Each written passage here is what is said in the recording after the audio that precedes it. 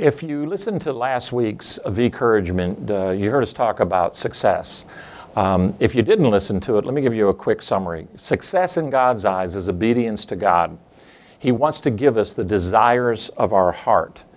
And that's when the desires of our heart, the will that we've got for ourselves, lines up with God's will. That's what He wants for us. So most of life is about lining up with God's will. And He wants us to take care of widows and orphans in their time of distress.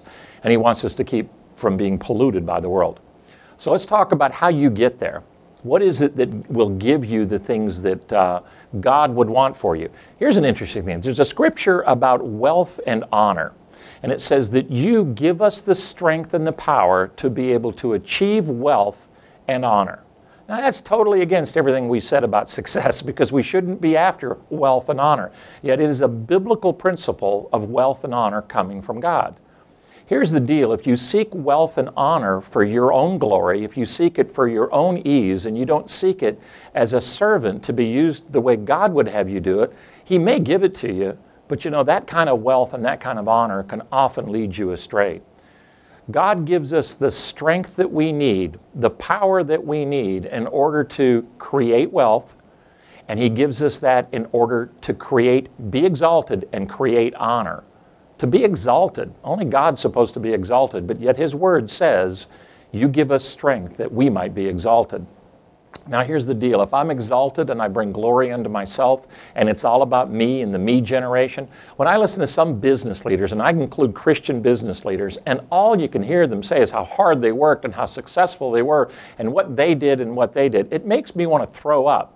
Because the poor man who maybe have been born in Africa, who's living in a village, who never had an education or the chance to be able to have the beginnings that we had, he's digging a ditch, and he loves God with all of his heart. He doesn't gain wealth, and he doesn't gain any honor, and he dies digging a ditch. Is that man any more loved or ungodly than we are? Don't let the circumstances of where you're placed, don't let the fact that we live in probably the richest society on the history of mankind, don't let that fool you into thinking that you've got much to do with the wealth and honor that God provides. Because the minute that we take it unto ourselves, wealth for ourselves, and the honor unto ourselves, it just becomes nothing to God. He can't use it, He won't use it, and it won't last. Wealth and honor that comes from the strength of the Lord, the power of the Lord in our lives, will be used to bless others. That's why He gives it to us. There's only one reason: to bless others. Recently, I had a situation with Paul, Mike, and Ron, and Paul and Mike were having a discussion. And the issue was about how one of them, Ron, was being treated. It was really clear to me that Ron's biggest desire was to be honored, and he was being dishonored at work. And so I asked Paul, I said, Paul, let me think about this for a minute. But what you're asking me to do is to dishonor a man publicly because you think he did something wrong. How about you go to him and see if you can find a way to honor him, but at the same time, bring some chastising to him? He did. He honored the man, and the man had to deal with a really tough issue about why he needed to find honor from other people.